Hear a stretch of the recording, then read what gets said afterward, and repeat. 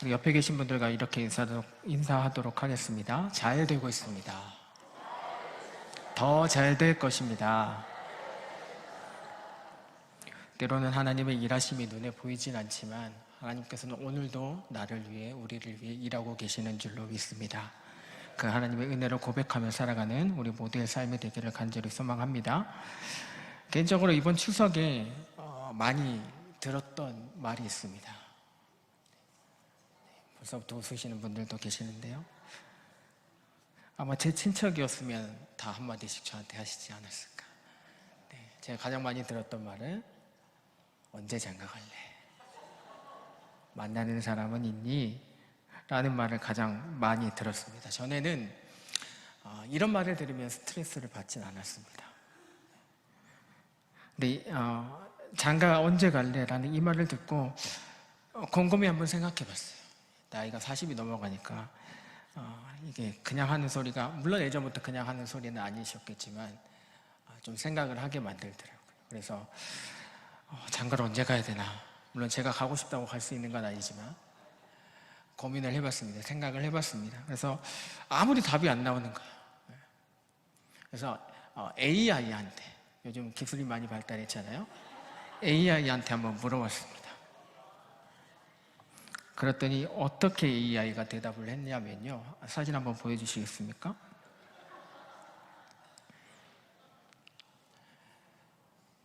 보시면 드럼도 그렇고 일렉 기타도 그렇고 노래 부르는 사람도 그렇고 다 옆에 여자가 한 사람씩은 있는데요. 베이스 기타 치는 사람은 혼자예요. 제가 베이스 기타를 치고 있잖아요. 문제가 이건가 보다. 그래서 내일부터 베이스 기타를 때려치우고 노래를 배우려고 합니다. 가장 밑에 보시면 건반을 치시는 분 옆에 그래도 고양이가 있잖아요. 고양이도 암컷이랍니다.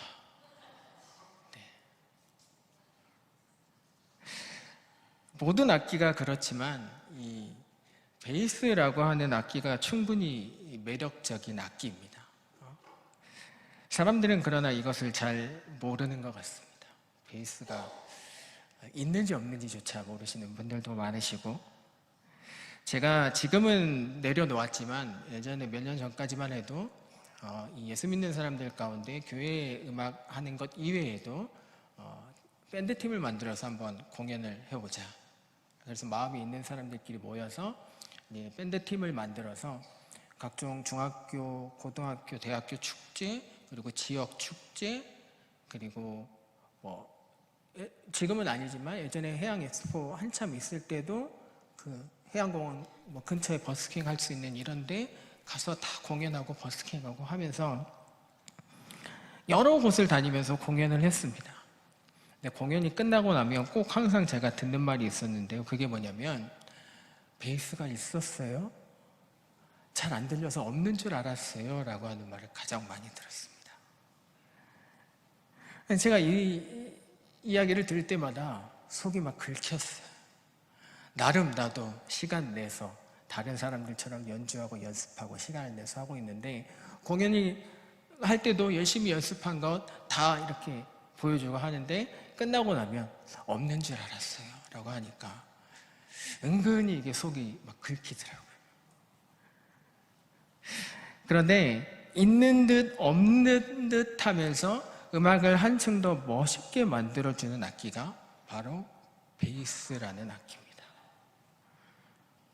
제가 왜 베이스 기타 이야기를 했는가 하면, 예수님의 제자들 중에서도요, 베이스 기타처럼 있는 듯 없는 듯 조용히 자기 자리를 묵묵하게 지키면서 하나님 나라를 위해 귀하게 쓰임받은 제자가 있었기 때문입니다. 그가 누군가 하면 바로 알페오의 아들 야고보입니다. 예수님의 제자 중에 그런 사람이 있었어? 라고 하는 표정들이신데요. 재미있게도 마태복음 10장 2절에서 4절까지 우리가 오늘 읽었던 본문을 다시 한번 보시면 예수님의 제자들 중에는 야고보라고 하는 사람이 2명이 있습니다. 한 사람은 세베대의 아들 야고보, 그리고 한 사람은 알페오의 아들 야고보입니다. 흔히 우리가 신약성경에 기록되어 있는 야고보라고 하는 이름으로 쓰여진 모든 행사와 기적들은 이 세베대의 아들 야고보에 대한 이야기입니다. 알페오의 아들 야고보라고 하는 이름은 지금 우리가 보고 있는 이 마태복음 10장 2절에서 4절까지 한 번 쓰였고요. 그리고 세베대의 아들 야고보와 구분하기 위해서 그는 작은 야고보이다 라고 하는 것만 성경에 기록되어 있습니다. 그 외에 이 알페오의 아들 야고보에 대한 어떠한 행적과 기사도 성경에서는 찾아볼 수 없다라고 하는 것이죠. 그래서 이렇게 생각하는 사람들도 있습니다. 예수님의 제자들 중에는 존재감이 아예 조금도 없는 사람이 있구나. 그래서 제가 아까 이야기할 때 알페오의 아들 야고보 그런 사람도 있었나? 라고 하는 생각이 드는 것처럼 예수님의 제자들 중에는 있으나 마나한 존재감이 조금도 없는 그런 사람도 있구나라고 생각하는 사람이 있다라고 하는 거예요. 그도 그렇듯이 작은 야고보, 이 알페오의 아들 야고보를 제외한 베드로나 안드레나 세베대의 아들 야고보나 요한이나 빌립이나 바돌로메 그 외에 많은 제자들은 그들의 직업이 무엇이며 그리고 어떻게 해서 예수님을 만나게 되었고 예수님의 제자가 되었다라고 하는 기록들이 성경에 분명히 기록되어 있거든요. 그러나 알페오의 아들 야고보 이 사람에 대한 아무런 행적과 기사를 정보를 성경에서는 찾아볼 수가 없기 때문입니다. 그러니 사람들은 예수님의 제자들 중에서도 흔히 요즘 말하는 꿀 빠는 사람들 있는 듯 없는 듯 그래도 그 사람이 예수님의 제자였구나 라고 생각하는 사람들이 많이 있다라고 하는 것입니다. 그러면 예수님께서 실수하셨을까요? 예수님께서 실수로 밤새도록 기도하시느라 정신이 없으셔서 알페오의 아들 야고보를 제자로 뽑으셨을까라고 하는 겁니다. 예수님도 인간의 몸을 입고 이 땅에 오신 우리와 상정이 같은 인간이기 때문에 예수님도 실수하신 거다라고 우리는 생각해 볼 수가 있는데요. 그러나 요한복음 20장 30절 말씀에는 이렇게 기록하고 있습니다. 예수께서 제자들 앞에서 이 책에 기록되지 아니한 다른 표적도 많이 행하셨으나 예수님께서 이 땅에서 행하신 수많은 표적과 이적들 가운데 일부분만이 성경에 기록되어 있다라고 하는 것입니다. 바꿔서 말하면 알페오의 아들 야고보에 대해서도 단지 성경에만 기록되어 있지 않을 뿐 그가 예수님의 제자로서 많은 일들을 했을 것이다 라고 하는 겁니다. 단지 성경에만 기록되어 있지 않을 뿐이라는 거죠. 그도 역시 예수님께서 밤새도록 기도하며 뽑으신 12명의 제자들 중에 한 사람이다 라고 하는 겁니다. 오순절 마가의 다락방에 성령이 임하였을 때 그 자리에서 성령 충만함을 받았던 사람이 바로 알페오의 아들 야고보라고 하는 것이죠. 그렇다면 어떠한 행적도 어떠한 기사도 찾아볼 수 없는 이 작은 야고보, 알페오의 아들 야고보를 통해서 하나님께서 오늘 우리에게 주시는 메시지가 무엇일까요? 그것은 바로 성경의 주인공은 하나님이다라고 하는 겁니다. 창세기의 주인공은 모세가 아닙니다. 아브라함도 아니고요. 요셉도 아니고요. 신약의 주인공이 사도 바울도 아닙니다. 그들을 통해 일하시는 하나님의 역사를 기록해 놓은 것이 바로 성경입니다. 모세도 아브라함도 다윗도 바울도 하나님이 계셔야만 존재하는 것이지 하나님께서 그들과 함께 하시지 않았다면 그저 옆집에 사는 최씨 아저씨나 마트에서 과일 팔고 있는 이씨 아저씨나 이처럼 우리 주변에서 흔히 볼 수 있는 그런 사람들일 뿐이다라고 하는 것이지. 그런 의미에서 작은 야고보는요, 예수 아주 잘 믿고 열심히 신앙생활도 했으며 주님께 귀하게 쓰임받은 사람입니다. 그러나 성경은 그가 했던 어떠한 행적들에 대해서 기록만 하고 있지 않을 뿐. 왜 그렇겠습니까? 성경의 주인공은 하나님이기 때문입니다. 그가 무슨 일을 어떻게 했고 그게 중요한 게 아니라 그를 통해서 일하시는 하나님의 역사하시는 그것을 우리는 바라볼 수 있어야 된다라고 하는 것이지.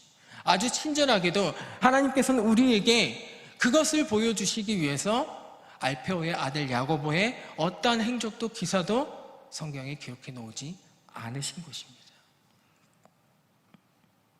내가 드러나지 않고 하나님께만 모든 관심과 집중이 쏟아지도록 자신의 위치에서 묵묵히 주님만을 섬기고 주님만을 따랐던 사람이 바로 작은 야고보다라고 하는 것이죠. 예수님의 제자된 삶을 살아가는 우리에게 주시는 메시지가 바로 이것입니다. 너희들도 작은 야고보처럼 이름도 없이 빛도 없이 주님만 섬기면서 살아라. 오늘 주신 이 말씀을 통해서 주님을 믿고 따르는 우리의 삶 가운데 과연 나를 통해 누가 드러나고 있는지, 누가 나를 통해 나타나고 있는지 우리의 삶을 돌아보아야 할 것입니다. 누가복음 10장 25절 이하에는요, 강도 만난 사람을 도와준 사마리아인의 이야기가 기록되어 있습니다. 우리가 잘 알고 있는 것처럼 강도를 만나서 죽기 직전까지 맞고 길가에 버려진 어떠한 사람을 제사장도 레위인도 못 본 채 하며 피해갑니다. 봤지만 못 본 채 하면서 피해갑니다. 그러나 여행을 하고 있던 사마리아 사람이 강도 만난 사람을 불쌍히 여겨서 물심양면으로 그를 도와주게 되죠. 성경은 이 사마리아인이 남자인지 여자인지 그의 나이는 몇 살인지 그에 대한 어떠한 정보도 기록하고 있지 않습니다. 그저 이름 없는 사마리아인일 뿐입니다. 사복음서에 기록되어 있는 오병이어의 기적에 관한 말씀을 봐도 보리떡 5개와 물고기 2마리를 가지고 있는 이 도시락을 가지고 있는 소년이 그가 나이가 몇 살인지 그가 어디에 살고 있고 그의 이름이 무엇인지 성경은 기록하고 있지 않습니다. 오직 그 자리에 있던 5,000명이 넘는 사람들을 먹이신 예수님의 기적과 표적만을 나타내고 있을 뿐입니다. 이처럼 그가 누구인지는 중요하지 않습니다. 그 가운데 누가 계시느냐, 하나님이 그와 함께 하시느냐, 하나님이 함께 하시지 않느냐, 이것이 중요한 것입니다. 그렇다면 오늘 여러분의 섬김과 수고와 헌신과 봉사는 과연 누구를 위한 것입니까? 그것을 통해 누가 보여지길 원하고 누가 드러나기를 원하고 계십니까? 예배당 입구에서 주보를 나눠주시면서 안내하시는 분들이 계십니다. 성가대에서 찬양하시는 분들도 계시고 또 차량 봉사를 해주시는 분들의 얼굴과 이름을 우리는 잘 알고 있습니다. 누구 집사님, 누구 권사님, 누구 장로님. 그러나 지하 식당에서 뜨거운 불 앞에서 땀 뻘뻘 흘리며 식사를 준비하고 더욱 높은 퀄리티의 예배가 드려지기 위해서 방송으로, 음향으로 수고하시는 분들, 또 보이지 않는 곳에서 예배가 예배되기를 위하여서 수고하고 헌신하고 봉사하시는 분들, 우리는 그분들이 누군지 잘 알지 못합니다. 아니, 알려고 하지 않는 걸 수도 있습니다.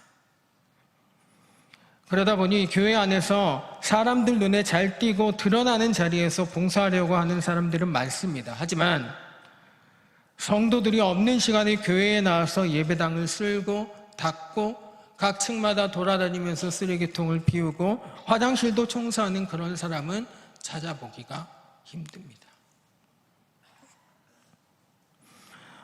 오케스트라 연주회를 가보면 지휘자를 중심으로 여러 현악기, 타악기, 관악기 여러 부류의 사람들이 포지션마다 연주자들이 서 있습니다. 특별히 현악기, 이제 줄이 있는 악기죠.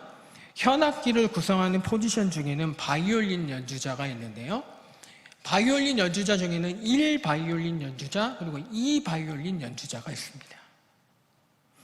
이 바이올린 연주자라고 해서 1 바이올린 연주자보다 실력이 떨어진 사람을 세우지는 않습니다.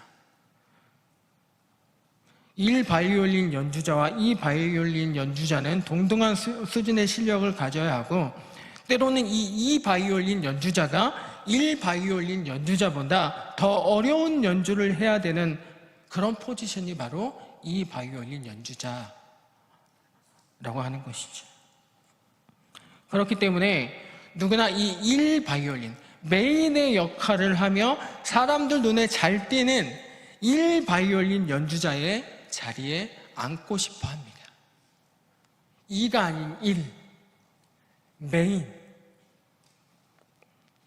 이 바이올린 연주자의 자리에 앉으려고 하지 않는다는 거예요. 그래서 지휘자가 오케스트라를 구성할 때 가장 힘들어하는 게 무엇인지 아십니까? 이 바이올린 연주자를 구하는 겁니다. 이 바이올린 연주자를 섭외하는 게 가장 힘든 일이라고 합니다. 왜냐하면 1 바이올린의 자리는 너도 나도 하려고 합니다. 그러나 이 바이올린 연주자를 하려고 하는 사람은 찾아보기가 힘들다라고 하는 것이죠. 오늘날 교회에도 보면 1 바이올린 연주자의 자리에 앉고 싶어하는 사람들은 많은 것 같습니다. 그러나 2 바이올린 연주자가 되고 싶은 사람은 없는 것 같습니다. 베드로도, 안드레도, 그리고 큰 야고보도, 요한도, 빌립도 예수님과 함께 하면서 사람들에게 주목받는 자리에 있는 사람들이었습니다. 성경에 그 이름도 많이 언급되어 있습니다. 그만큼 사람들에게 많이 노출되었죠. 그 자리에 있고 싶어하는 사람들은 많은데, 똑같이 주님의 일을 하면서도 남들이 보든 남들이 보지 않든 이름도 없이 빛도 없이 보이지 않는 곳에서 맡은 바 자신의 봉사를 충실하게 감당하는 사람들을 찾기란 쉽지 않은 것 같습니다. 알페오의 아들 야고보를 통해서 우리에게 주시는 메시지는 분명합니다. 사람들에게 유명한 자가 아니라 하나님께 유명한 사람이 되어야 한다는 것입니다. 많은 사람들에게 기억되려고 하기보다는 하나님께만 기억될 수 있는 그런 사람이 되어야 한다는 것입니다. 사람은 죽어서 이름을 남긴다라고 하지만 그리스도인은 죽어서도 하나님의 영광만을 나타내야 하는 것입니다. 하나님은 우리가 이 땅에서 얼마나 잘 살았느냐, 얼마나 유명했느냐로 우리를 평가하지 않습니다. 네가 집사였든 권사였든 장로였든 목사였든 그 어떤 직분이 중요한 것이 아니라 나에게 맡겨주신 그 자리에서 얼마나 주를 위해 충실하고 성실하게 일했느냐, 이것을 가지고 우리를 평가하실 것입니다.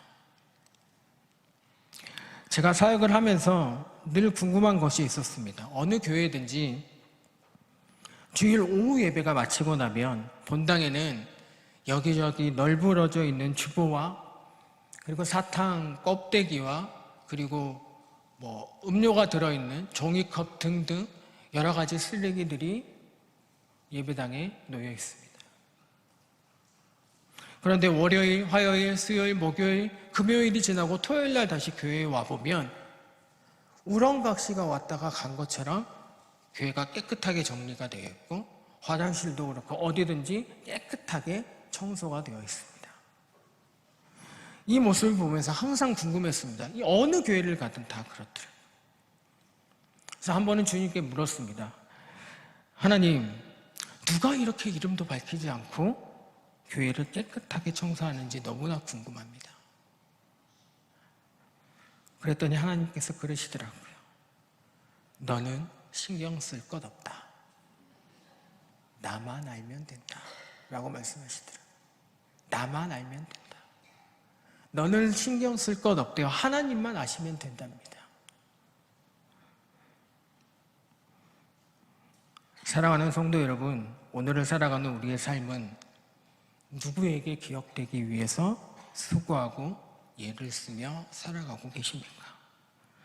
직장 동료들에게 성실하고 일 잘하고 또 좋은 성품을 가진 사람이라고 인정받기 위해서 수고하고 애를 쓰며 살아가십니까? 아니면 친구들에게 또는 형제들에게 나 이만큼 잘 살고 있어 라고 보여주기 위해 수고하며 오늘을 살아가고 계십니까? 바라기는 사람들에게 기억되기 위함이 아니라 하나님께 기억되기 위해서 오늘을 살아가는 우리 광림의 성도들이 되시기를 간절히 소망합니다. 나의 말과 나의 행동, 나의 수고와 열심이 사람들에게 잘 보이기 위해서가 아니라 선한 행동을 하는 것, 생명을 전하는 일에 앞장서는 것, 남을 위로하는 자리에 서는 것, 그리고 내가 있는 이곳을 기쁨과 즐거움이 가득한 하나님의 나라로 만드는 것. 이것이 바로 나를 향한 그리고 이 땅을 살아가는 모든 그리스도인들의 모습이 되기를 바라시는 하나님의 마음이라는 것을 기억하실 수 있었으면 좋겠습니다. 그래서 바라기는 우리 모두가 다 사람이 아닌 하나님께 기억되시는 아무개 집사님, 권사님, 장로님, 하나님께만 유명한 성도들이 될 수 있기를 예수님의 이름으로 간절히 소망합니다. 기도하겠습니다. 하나님 아버지, 주를 위해 살겠노라 다짐했지만 나를 자랑하면서 사람들에게 기억되기 위해서 살지는 않았는지요. 주님의 이름으로 일한다고 하면서 나의 수고와 노력을 드러내려고 하지는 않았는지요. 예배에 참석한 우리 모두가 하나님의 영광만을 위하여 살아가는, 그래서 하나님께만 기억되는, 하나님께만 유명한 자들이 되게 하여 주시옵소서. 예수님의 이름으로 기도합니다.